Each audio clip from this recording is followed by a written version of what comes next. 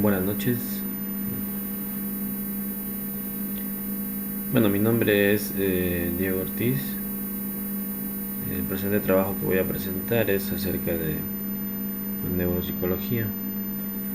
En esta ocasión voy a relatar un esquema visual que realicé sobre los tipos de memoria y principales dificultades del aprendizaje.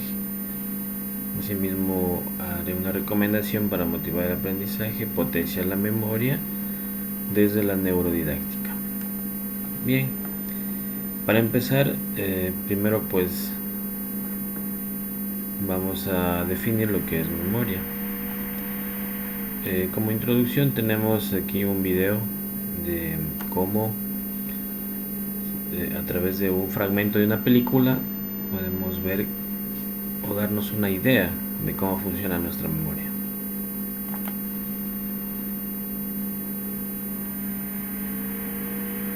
En fin, estos son los recuerdos de Riley, la mayoría alegres, no es por echarme flores.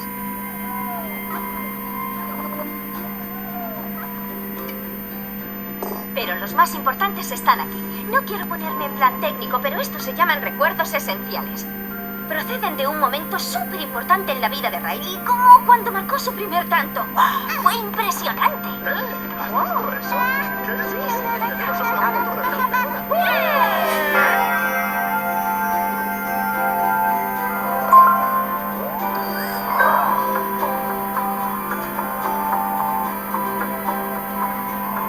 Cada recuerdo esencial activa distintos aspectos de la personalidad de Riley, como la isla del hockey.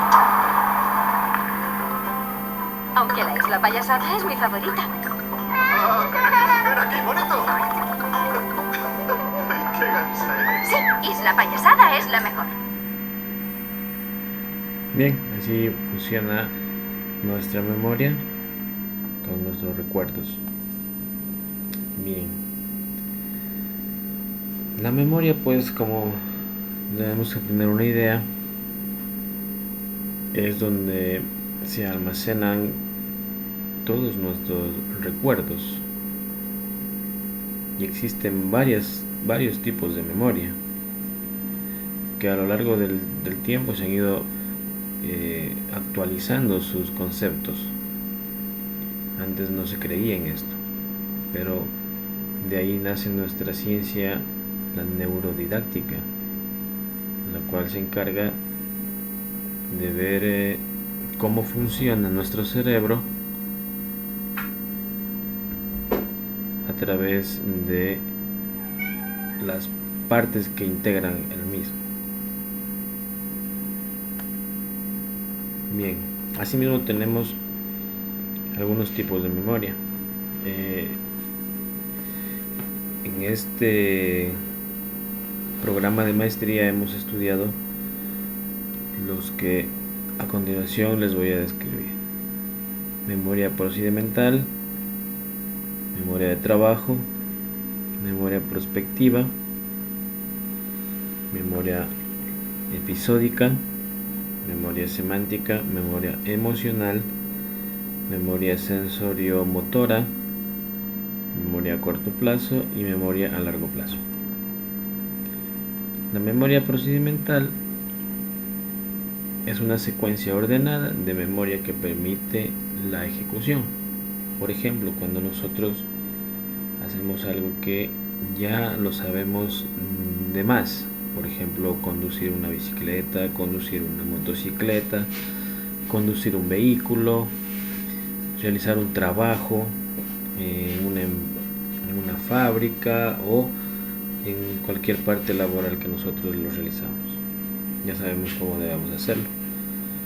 Por ejemplo, todos cuando vamos a nuestro trabajo sabemos que tenemos que ingresar, bueno, en mi caso, marcando la entrada a través de un reloj biométrico, el mismo que permite pues ver a qué hora llega el trabajador, ¿no? Y siempre lo vamos a hacer, no lo vamos a saltar.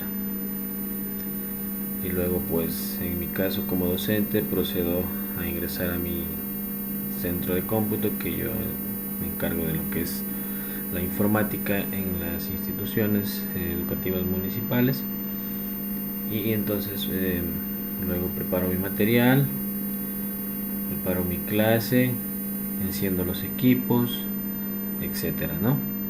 Recibo a los niños y procedo con la tutoría de la clase.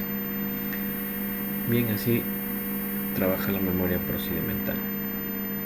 También tenemos la memoria de trabajo, que es la que permite realizar tareas cotidianas aparentemente simples, mientras realizamos otras. ¿Ya?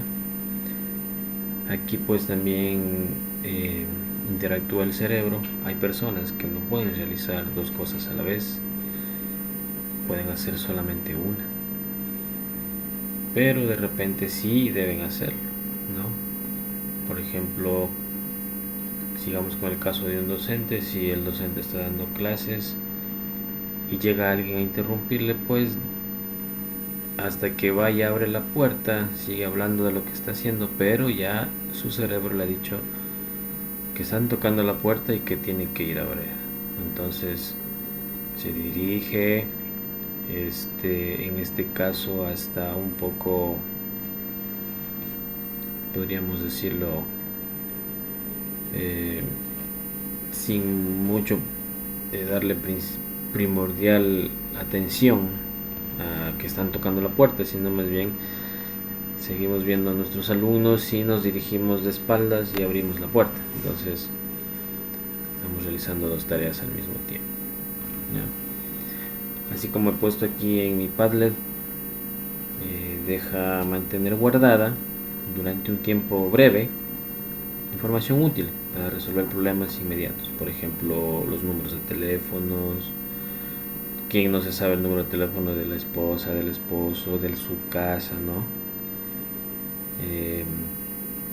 O un número de teléfono que en ese momento no tuvo en qué anotarlo y se lo memorizó. Entonces es a corto plazo prácticamente, también estaríamos diciendo esta memoria de trabajo, ¿sí? O también una lista cuando vamos a comprar en el supermercado, sabemos bien qué tenemos que comprar, ¿no? Bien. La memoria prospectiva es la que funciona cuando debe recordarse que se tiene que hacer algo en un futuro próximo mientras se lleva a cabo otras tareas, ¿sí? Por ejemplo, sacar a tiempo el pan del horno mientras está concentrado en otra situación. Puede ser, por ejemplo, escribiendo un artículo o qué sé yo, realizando alguna actividad de aseo, de limpieza en su casa, etcétera, ¿no? También, por ejemplo, recoger a nuestros hijos de la escuela al concluir una entrevista de trabajo, o por ejemplo cuando nosotros estamos trabajando, ¿no? Entonces nuestra memoria está pendiente de que tengo que hacer el hecho de recoger a mis hijos de la escuela o del colegio, etcétera, ¿no? También simplemente desconectar la estufa una vez que ha concluido su labor. Entonces, en este caso, la corteza frontopolar parece ser la clave para recordar lo que debe realizar cada persona en un futuro no muy lejano, algo bastante cercano, que será durante el día, algo que es diario, ¿sí? También tenemos la memoria episódica. Tiene que ver con el recuerdo de sucesos en los que se ha sido protagonista o testigo. Además de lo que yo les he compartido aquí en mi Padlet, también podemos decir, por ejemplo, cuando nosotros por A o B situación estamos por la calle y ocurre cualquier tipo de accidente, por ejemplo un accidente de tránsito, un accidente en casa, entonces nosotros somos testigos de lo que está ocurriendo, ¿no? Somos testigos de aquello y lo vamos a recordar, eso lo vamos a recordar, y también lo podemos asimismo contar en casa, ¿no? O en cualquier otro lugar, en nuestro lugar de trabajo. Sucedió esto, sucedió aquello, ¿no? A eso se refiere la memoria semántica. La memoria emocional, existe una relación muy estrecha entre las emociones y los recuerdos o viceversa. El cerebro únicamente está recordando lo que X objeto o situación nos hizo sentir antes, pero no el por qué, ni cómo, ni cuánto. ¿Sí? Por ejemplo, cuando se me ocurre, estamos haciendo deporte, en mi caso que me gusta el fútbol, y ya se termina el partido de fútbol, y solo recuerdo que me golpearon en alguna parte de mi cuerpo, pero ya ni me acuerdo cómo, ya ni recuerdo cómo pasó. ¿Sí? Por ejemplo, cuando nos enamoramos y tenemos el vago recuerdo de que ya ni nos acordamos de cómo fue la relación con X persona, ¿verdad? Pero si nos acordamos que quizás nos fue infiel o quizás nos cambió por alguien más, o que fue esta persona la que nos terminó la relación, etcétera, ¿verdad? Pero no nos acordamos en realidad cuál fue el suceso, sino que simplemente el evento, ¿ya? Continuando con mi Padlet, también tenemos la memoria sensorio-motora, que es aquella que se experimentan sensaciones como olores, sabores, movimientos o imágenes y se nos quedan en nuestro cerebro. ¿Sí? Esto sucede cuando se observa una activación cerebral similar en las mismas zonas que fueron activadas cuando sucedieron las experiencias, pero en este caso con la medición del hipocampo. ¿Qué quiere decir esto? Nosotros recordamos, por ejemplo, el olor a quemado de un plástico de una olla, por ejemplo, ¿verdad? Tenemos el olor, sabemos, ni bien percibimos, nos acordamos, ese olor huele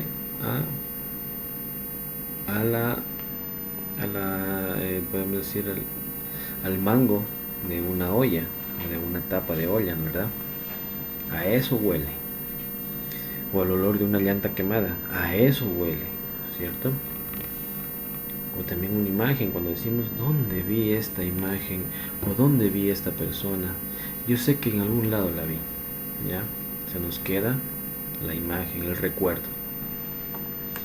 Asimismo tenemos la memoria a corto plazo, la que es capaz de conservar información en un tiempo suficiente. Es decir, por ejemplo, aquí yo he puesto una imagen cuando armamos un rompecabezas. Un rompecabezas lo vemos y lo desarmamos y luego pues vamos uniendo las partes, ¿no?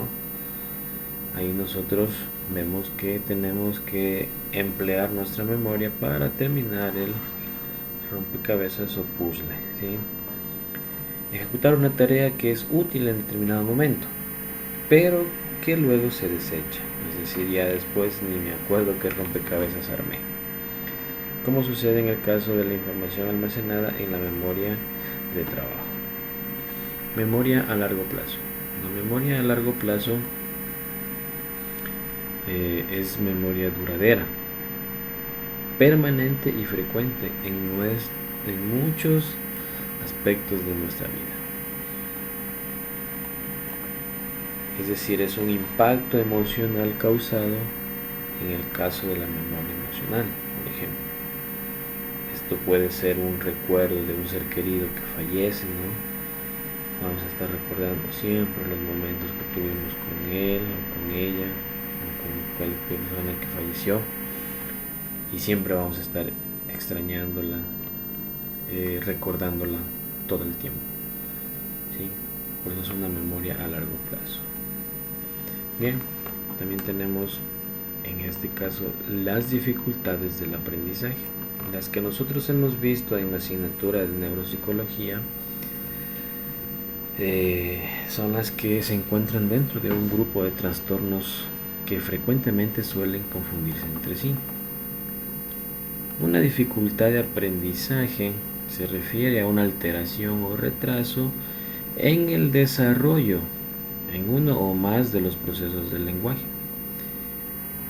El hablar, el deletrear, escribir o la aritmética, que se produce por una disfunción cerebral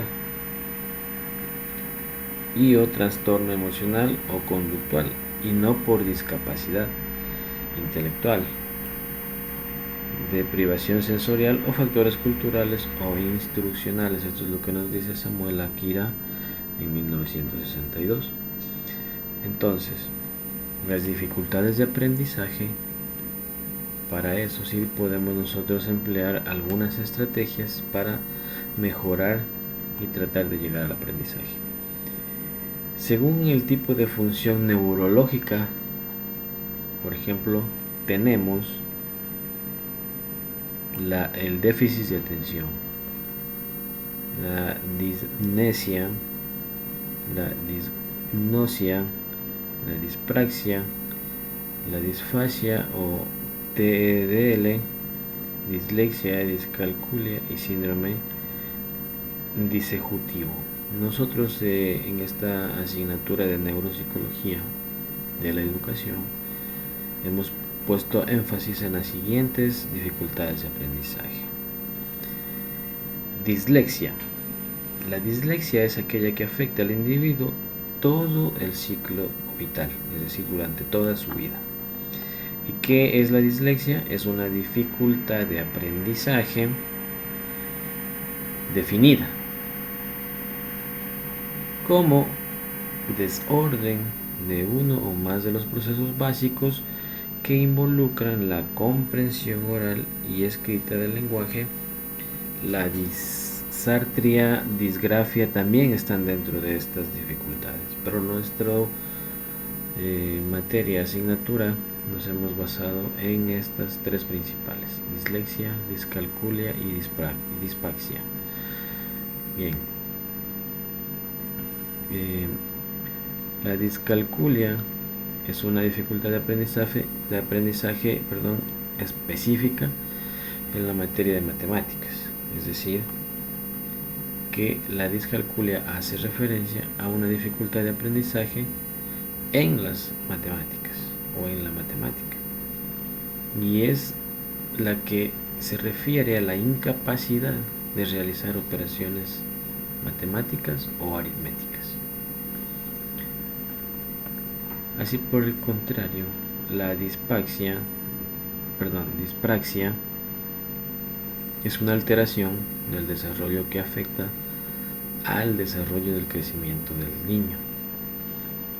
La dispraxia es una alteración del desarrollo, es decir, un niño de una misma edad es más pequeño que el normal, o por decir así, que debería tener definido un tamaño a la edad que tiene, ¿sí? Nos he puesto una imagen aquí de dos niños, el uno mucho más grande y seguramente ambos tienen la misma edad, ¿sí? Pero también no solamente es física, sino que también incluye la dimensión social, de memoria, intelectual y emocional, interfiriendo en la capacidad de aprendizaje y desarrollo evolutivo. Bien, ante esto nosotros tenemos que ser más empáticos y tratar de encontrar la solución a toda esta situación. Por ejemplo, aquí he colocado una recomendación de las que muchas pueden haber, la misma que sería la de comunicar nuestra motivación a nuestros estudiantes. La motivación también se contagia. Por este motivo, es una estrategia muy eficaz que nosotros como docentes debemos quizás implementarla, ya que nosotros vamos a comunicar nuestro propio interés por la materia a los estudiantes. Los chicos son los primeros en detectar la pasión de un profesor por la asignatura, pero también detectan su desgano o falta de interés. Bien, estamos llegando al final de nuestro Padlet. Tenemos que, ¿cómo podríamos potenciar la memoria? Nuestra memoria podríamos potenciarla para que nuestro aprendizaje sea de una forma más técnica, rápida y eficaz. Entonces, mejorar la memoria no es muy complicado. Se necesita un poco de paciencia, creatividad y algunos minutos. Además de conocer, empaparnos y aprender algunas técnicas que hemos estudiado en esta asignatura de este programa de maestría, y con eso vamos a obtener muchas ventajas al conocer bien estas técnicas, ya que podríamos nosotros facilitar al estudiante que podrán ellos recordar fácilmente una lista de compras, estudiar con mayor facilidad, facilidad para un examen, evocar una idea que tuvo el estudiante para un proyecto laboral o escolar en un momento en que no podía anotar. Entonces hay algunos ejercicios, gimnasia de memoria quizás, de los que hemos podido aprender y vamos a poner en práctica en nuestros salones de clase. Y finalmente, pues la neurodidáctica. ¿Qué es la neurodidáctica? Primero que nada, la neurodidáctica es la ciencia que se encarga de estudiar el comportamiento de las partes del cerebro, que son las que permiten desarrollar el aprendizaje. Entonces, las metodologías de enseñanza basadas en el funcionamiento cerebral conforman la llamada neurodidáctica.